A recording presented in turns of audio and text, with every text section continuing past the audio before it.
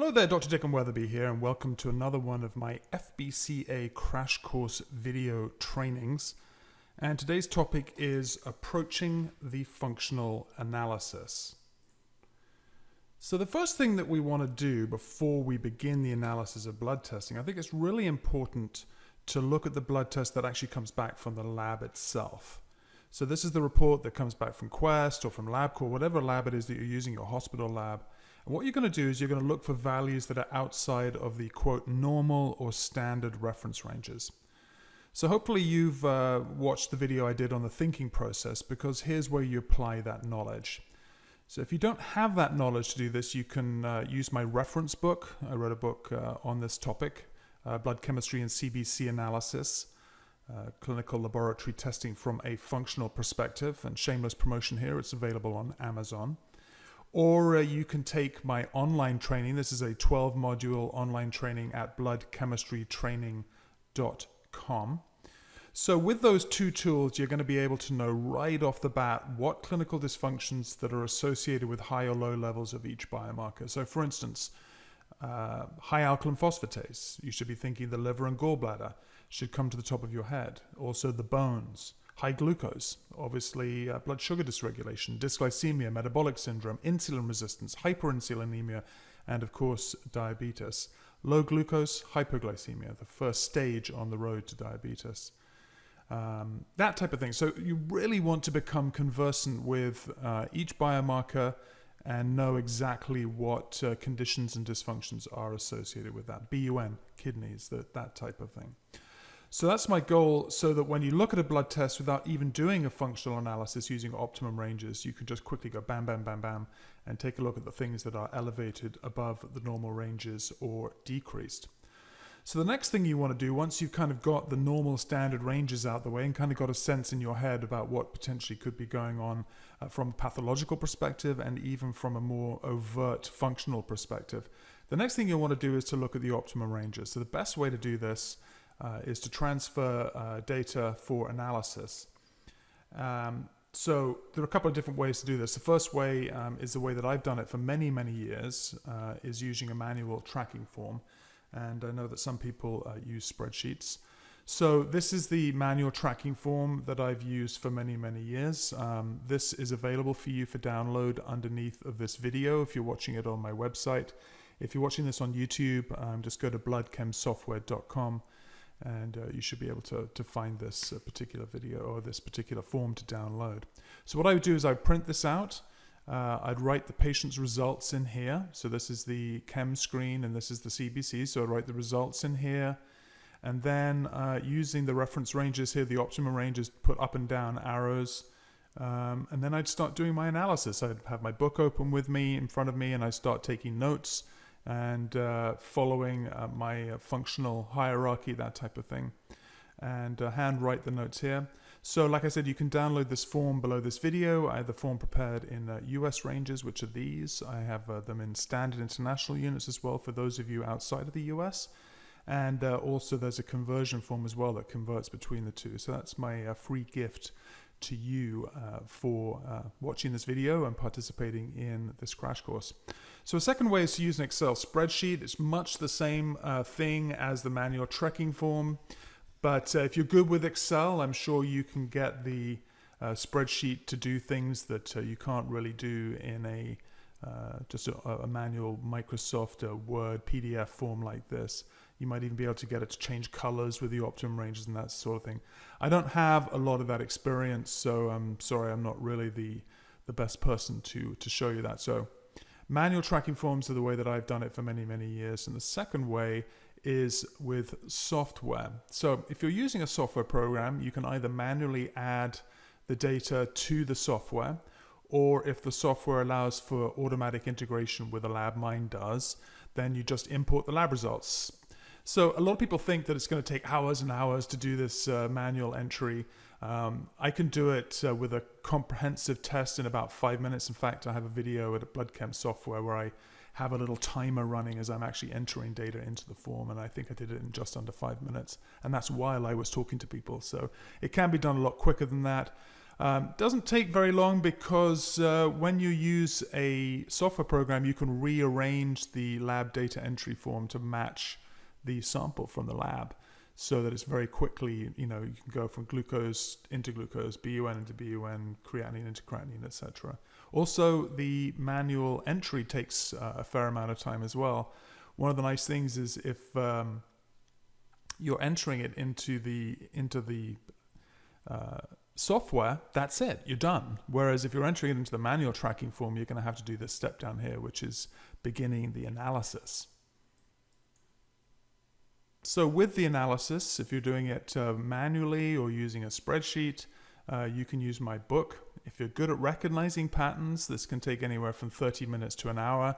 I know that some practitioners are spending quite a bit of time doing detailed analysis and cross-referencing using some of the references that are in the book.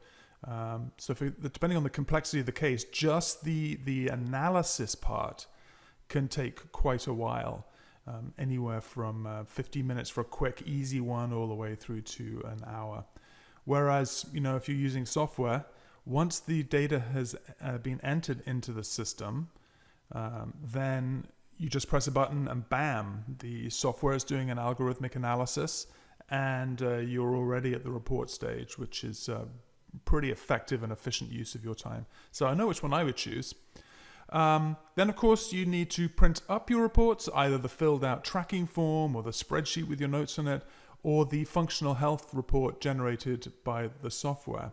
And once you do that, you're ready for your report of clinical findings. This is where you sit down with your patient and you go through the lab report. Now, the great thing about the software is it's already generated the report for you. You can choose to do just one of the reports, or you can choose up to 12. On the practitioner side in my software. So that's really up to you. But for the sake of this video here, I wanted to do both types of analysis for you, just to kind of give you a sense of what one would look like without the other. So let's take a look at how all of this works with a sample case. So what I'm going to do is I'm going to present this case using the manual tracking form. I'm not going to do the spreadsheet method because I've never used that, and to me it's really just an extension of the manual method with a spreadsheet filled out instead of a tracking form. And then I'm going to move over into the software program and show you what that's like. So let's take a look at this case. So you might remember this if you've been taking part in the Crash Course video series. You might recognize this case. This is the very first case that we did in my video called Normal is Not Optimal. So this was a 39-year-old male. He presented to clinic with complaints of low libido. He was gaining weight, especially around the abdomen, not sleeping very well, catching colds every winter. He was waking with muscle aches, had low energy. And what happened was a fairly comprehensive blood panel was ordered to try and evaluate what's going on. So here's a copy, if you remember, of that blood test. I'm not going to show you all 5 pages, but ostensibly everything was quote-unquote normal with the exception of a few biomarkers that were out of value. So those were bilirubin, total bilirubin direct, DHEA sulfate. So obviously something's going on with this guy, but using the allopathic way of evaluating the test, there's really not much the blood test is showing you. So this pretty was from that normal, standard, pathological-based analysis. This really wasn't going to help the physician very much. This guy's got a lot going on. As a 39-year-old, he shouldn't be dealing with a lot of those things if he was physiologically and optimally in good health. But something's going on, and so we're going to take a little bit of a closer look by filling out the manual tracking form. Like I said, this is how I used to do it. So this is the first stage. So what we did here was, this is partially filled in. We got the patient results added, and then we have up and down arrows. So you can see his glucose was 91, slightly above optimal. So we put a little up arrow, and then we put down arrows as well. So his triglycerides were a little low at 66. So we put a down arrow there. And this symbol here, this little tilde symbol, is something I've used to show results that's right on the border. You can see here the upper level of optimal for hemoglobin A1C is 5.5%. So this was 5.5%. I just put this there just to kind of sort of remind me that that's close, so that perhaps if I'm going to compare this in the next time he has a test in 3 months or 4 to 8 weeks or whatever it is that you do for follow-up, that you can see whether or not that's gone up or continuing to go down. So here's what it's like once I've done the analysis. So how long would it take me to do this analysis? Probably half an hour, 45 minutes probably. And so I filled it out. If I was going to do this with the software, would have taken me about 5 minutes to put the information in the software. I would have pressed a button and bam, all of this information would be given to me, not just in a 2-page form like this, but in a 40-page report and that sort of thing. But I'm really glad that I learned to do it this way, and I would encourage you, if you're just starting out learning how to do this, is do it this way. Because one of the things that software does, it sort of bypasses your brain. You become to rely on the output of the software, and you don't really have a full understanding of exactly what's going on, and I don't want that for you. So going through the sort of functional hierarchy, obviously we start at the GI. We're looking at globulins. His globulins were within optimum range. His proteins were a little bit elevated, but I didn't see a lot in here that was sort of screaming at GI issues. So then we move into the gallbladder, and we know from this guy that he's got elevated total bilirubin, elevated direct. We can calculate the indirect because the direct and indirect, if you add them together, is the total bilirubin. So this is a value that we can calculate, and that too is elevated. So we're suspecting that there's a gallbladder issue. It's probably not overt gallstones at this particular point, but as we know, gallstones don't just appear overnight. It's a gradual progression and starts out with biliary stasis. So we've got elevated bilirubin, total direct. The ALT is a little elevated above optimal. Total cholesterol is a little elevated, and the triglycerides are decreased. This is going to cause sort of functional fatty acid problems as well. There's probably emulsification issues that are happening for this particular client. Then we move down through the hierarchy. We're going to be looking at minerals and vitamins. We can see there's a zinc need. His alkaline phosphatase was quite low, of 43. There's DHEA need. His DHEA sulfate was very low. I put a double down arrow here. It's 66, and for a guy his age, it should be 350 to 490. Vitamin D, his 25 hydroxy vitamin D was a little bit low. Vitamin B12 and folate, we didn't measure those directly, but we have sort of inferred measurements. His MCV was increased, as was his homocysteine, which also makes me wonder about vitamin B6. And then we have thiamine B complex in E with an increased anion gap, and also the glucose being slightly elevated.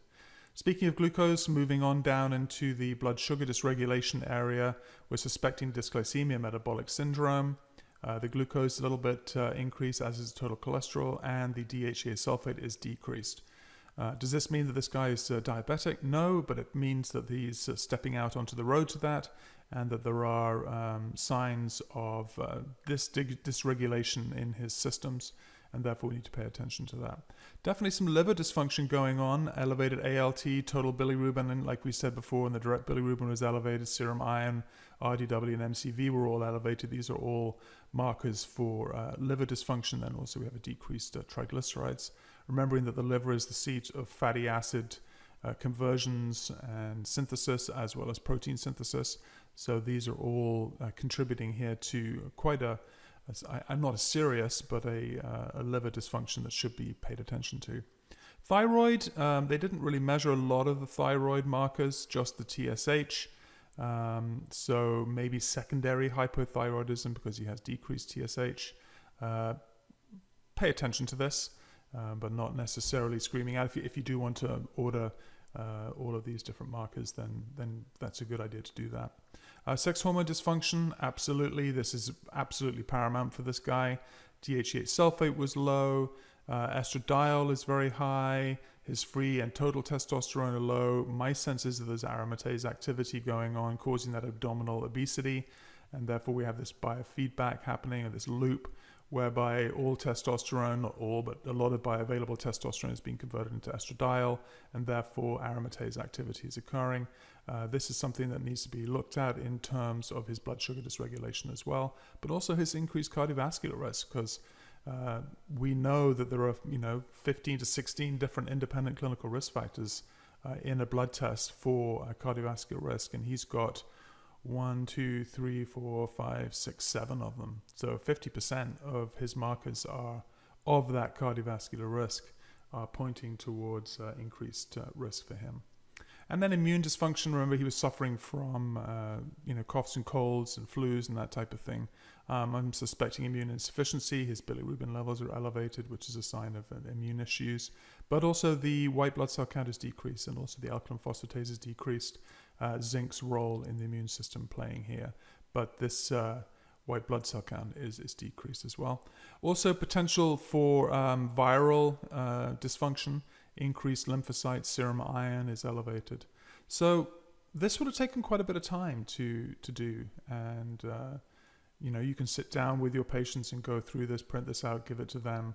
And clearly you can make a protocol based on this. You can also put some priorities to this, the things that are the most important for him to work on. But I think it gives you a much, much better understanding of what this guy's dealing with than just the standard analysis. So what I wanted to do now is to take a look at the software program so that we can take a look at what the software is showing us and how we can use the software to kind of get this information in a very, very short space of time. So bear with me. I'm going to fire up the software program and I'll be back in a second. All right, so here we are at the login screen. I'm just going to log into my account. This is the dashboard that you get to. And we're going to go ahead. This patient's already been added into the program, so I'm going to just basically go into the patient section. And it is case 1 FBCA. And we're going to generate a report. And we're going to do his May 3rd. We also have another test in here, which is kind of nice. So one of the things that you can do in the software is you can do product-specific reporting as well. This is the report center, where you can order the reports. Basically, you've got the patient, you've got the lab test, and you've got the units. So let's say you wanted to convert this into standard international units, you can also do that as well, freely convertible between the two systems. So if you're in a standard international, let's say you're up in Canada and you're practicing on the border with the US, and you have a US patient who sends you blood tests, you can put it in US units and then convert it into standard international and vice versa. So the different product companies we've got in here: Apex, Biotics, Designs for Health. We have a generic, Metagenics, Moss Nutrition, Numedica, Orthomolecular, Premier Research, Standard Process, and Zymergen. Obviously, we're adding more as we go, so this is just the list of what we have available right now. There may be others that are available here. You can go into the plugins section. You can enable or disenable, I guess, whichever the supplement companies you want to use. I've enabled all of them so that we can see what we're doing here. So I'm going to select no products. What this does, it creates a health improvement plan, which is very specific and very generic, no products on it. And so I'm going to select that. I'm also going to do the practitioner notes because there were some tests that were done on the blood test that are not in the software. So I want to keep track of those. So it's a really good place if you're doing really comprehensive testing and some of the values on that test are not in the software. This is a great place to put them so that you can keep track of that stuff. I'm going to do a practitioner report. You can also just do patient reports. The languaging is slightly different. More specific languaging for practitioners, a little bit more information than you necessarily want to share with your patients. We're going to do blood test results, percent deviation. I'm not going to do the out of optimum range. Well, I'll do it anyway just to show you what's in it. But personally, I don't order that because it's really for a patient. Functional index, nutrient index, these are ways for us to evaluate the different functional systems of the body, giving you a sense of imbalance in that particular system. And then we can break that system down into further systems here by looking at a clinical dysfunctions report. We also do recommended further testing if there are values that are really outside of normal or optimal, or things that are coming up that are pretty bad. You might want to do further testing. This might be sex hormone testing, it might be adrenal stress testing, it might be individual nutrient testing and that type of thing. And then we'll do a blood test history. I'll show you what that report looks like. And then what to look for when values are out of range. I typically don't use this, but I'll select it anyway just to kind of show you what it is. So you've got a really comprehensive report here. I could have just pressed select all, by the way, but I decided just to go through this separately. So let's generate the report. Boom. So you see how quick that was? So rather than spending 35 minutes to an hour doing a manual analysis, has already been done for us. So the PDF will get printed out, very nice PDF. It has a title page with your information, it has your logo on it, if that's what you want to use instead. If not, you have this logo on the front. So if you do have a logo for your practice, you can switch it out. You will have a table of contents and then nicely printed. So this is something that you can print out, and specifically for the patient report, do it for your clients. So here's the notes that I took. Biomarkers on original test but not currently in the software. We were testing gliadin antibodies and also tissue transglutaminase. All of this was negative. Here is the health improvement plan.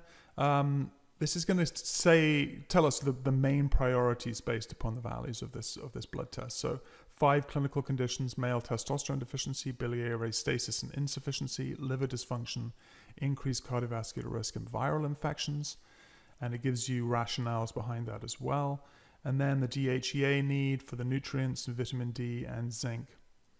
So here's an important report here called the blood test results report. Basically we have, this is like the manual tracking form, but this gets filled out automatically. It's colored. We've got colored charts. We've got up and down arrows. We can show you whether or not there's improvement between previous testing and the current test. So there are 2 tests in the system here. He was tested on January 5th, 2016, and then further on May 3rd, 2016.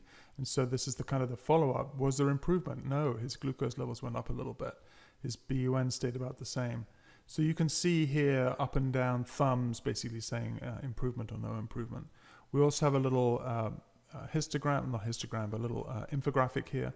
We have 9 values above the optimum range. Last time there were only 8. There were 7 above the standard range, 2 in the previous one. So this guy didn't do very much. He didn't do his homework. He was still pretty sick when this test was done.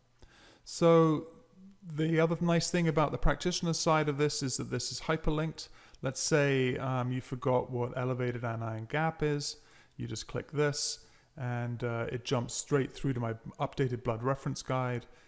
All hyperlinkable, tells you what the patterns are. So elevated anion gap associated with thiamine deficiency and metabolic acidosis. So really nice that the blood reference guide is built in here as a sort of really good reference tool as well. So I created this not just to be a reporting tool, but also for you to actually go in there and work with the material and kind of understand what's going on. So this is all of the information. You can see there was only 3 values that were out of the normal range. You can see here that there are a lot of values outside of the optimum range. So this is going to tell us a lot more. Percent deviation from optimal. One of the problems with blood test results is that all of the units are different. So it's hard to kind of have a common way of looking to see, of all of the biomarkers, which ones are the furthest from optimal high and furthest from optimal low. So we were able to program this in here. So the estradiol was 280% deviation above the optimal. So this is pretty high here. So the high was 30, his lab result was 53. So as you can see here, the reds start to taper down. Greens are things that are within the optimal. And then slowly we're building up here on the other side. And then we've got our lows here with DHEA sulfate, minus 253% away from deviation low. 350 to 490 was our optimum range. He was 66. This is the report that I recommend that you kind of give to your patients. I don't think it necessarily is important for you to do it, but it gives you information for 13 values above the optimum range, 8 below the optimum range. So if your patients go, well, what does MCV mean? What does the bilirubin mean? Say, listen, there's a little report in there called the out of optimum range report. It explains everything that's going on and will give you a lot of information, so you don't have to sit down and explain all of this information. So this is extracted and pulled from my reference guide and can be very, very helpful for the client as well. So I'm just going to scroll through this. All right, functional index. We have 23 different indices that we're looking at. And so the highest probability here is the dysfunction is highly likely between 90 and 100%.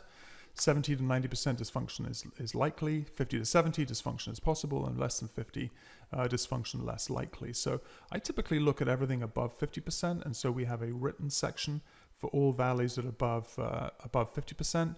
So you can see here there's a little write-up. Then there's a sort of explanation of the percentage value. So this is a percent of dysfunction, not percentage of health.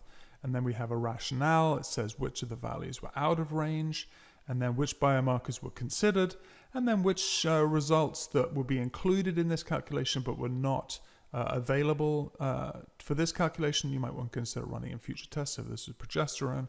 Also, free male LabCorp has a different value than Quest. So I wouldn't necessarily pay attention to that. It's just putting it in because it's part of the calculation here. So this tells us that there's something going on in the sex hormones, something going on in the gallbladder, something going on in the immune system, something going on with thyroid, something going on with the liver. And if we look at this, let's just look at this. So the male sex hormone indicates an increasing level of sex hormone deficiencies in your patient. Review the individual levels of hormones to identify which hormones are causing the high index, testosterone, DHEA, estradiol. Based on this blood test, your patient's male sex hormone index is 100%. So I'm thinking that the problem here is testosterone deficiency. Let's look at the gallbladder function index. High gallbladder function indicates that there's dysfunction within your patient's hepatobiliary system. Further assessment is needed to find out what the dysfunction is. It talks about the two different conditions. Could be biliary dysfunction, could be biliary stasis.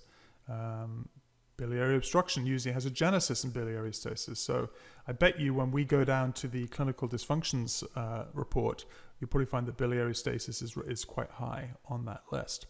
Immune function index, same thing. We're looking at either immune insufficiency, we're looking at bacterial or viral infections or GI dysfunctions. So it's something to pay attention to here.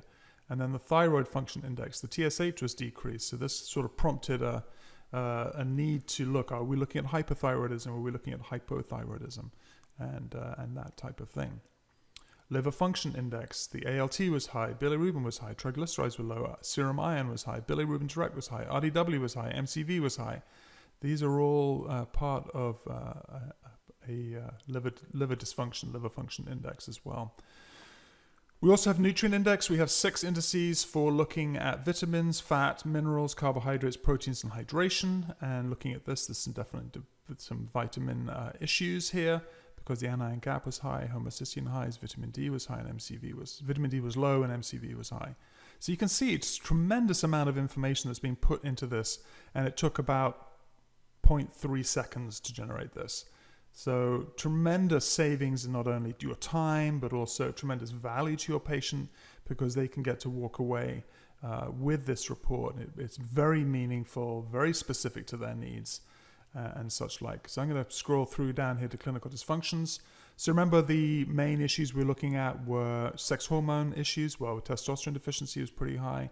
Here's your biliary insufficiency, here's your dysglycemia, here's your metabolic syndrome, here's your liver dysfunction, here's your viral infection, here's your immune insufficiency. So these are all the things that were brought up back at the top of this report in the health improvement plan. So these are all the things that you probably would want to work on. Again, it gives you a rationale behind, a little bit of a talk. So this is a practitioner-only report, so you can't generate this for your patients, and I don't want you to generate it for your patients because I want to give you more specific information that you know how to deal with and you know how to process it. If you give this to your patients, they're going to start focusing on things that you don't necessarily need or want them to focus on. You can communicate this information to them, but not necessarily have to sort of give it to them.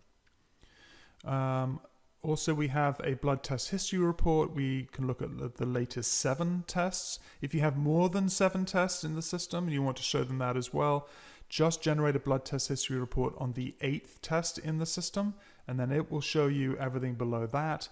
We have a little histogram here that shows you with this is the optimum range area here, and so this shows you that in these tests he's slightly elevated. So ideally you're going from previous test all the way to today's test. We read from left to right, so we're wanting to see improvement as we're moving to the right, as does the histogram tell us. So a lot of these, we're not seeing much improvement here. In fact, we're seeing he's still, proteins are going out of range and that type of thing. And then the final test was recommended further testing. You could do zinc deficiency testing here. I usually just treat presumptively, so most people who are zinc deficient need to be treated. So I'll give you a little bit of information here on some of the clinical signs of zinc deficiency, but also you could follow up with an in-office zinc taste test, or if you want to do white blood cell or red blood cell zinc levels, you could do that as well. Male hormone dysfunction, whether or not you want to do a male hormone salivary test to check for that. That's something that you can do as well. And then finally, what to look for when values are out of range, another practitioner report. So this basically saying that these are all of the conditions that are associated with an increased glucose. So if you have got a copy of my clinical biomarkers and their associated clinical dysfunctions, that's what this information is. And it gives you all of the patterns that we're looking at as well.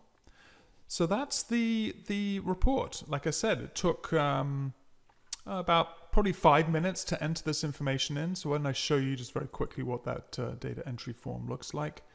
So this is the form that you would use. Tons of videos here showing you how to add lab tests, how to schedule lab tests, how to edit lab tests, edit your own notes. So this is where you enter in the information.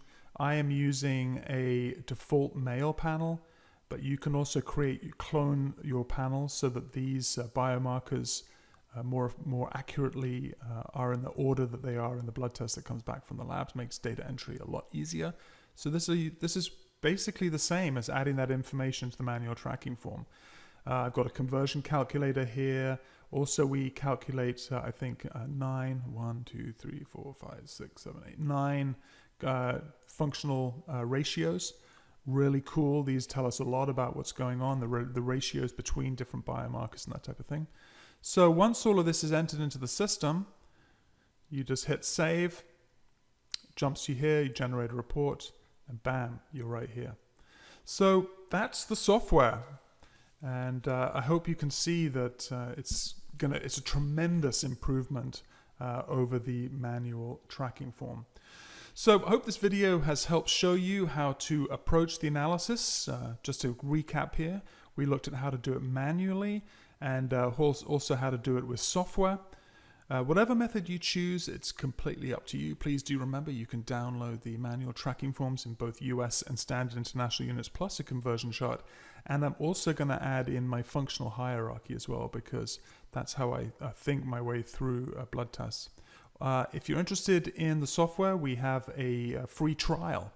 So you can try this with 5 blood tests. You got a 30-day trial in which to add 5 blood tests. And so you can do 5 clinical reports with your patients. And I hope you will take me up on that, because basically that's a tremendous value to not only you and your patients to really try this out before committing. So thanks for watching this video. The next video in the sequence is an important one. That's the functional blood chemistry analysis blueprint, integrating it into your clinic. So we take all of this information. How do we actually integrate it into clinic? And I do a short video, and I also have a report for you showing you how to do that. So thanks for watching. I'm Dr. Dicken Weatherby. Take care.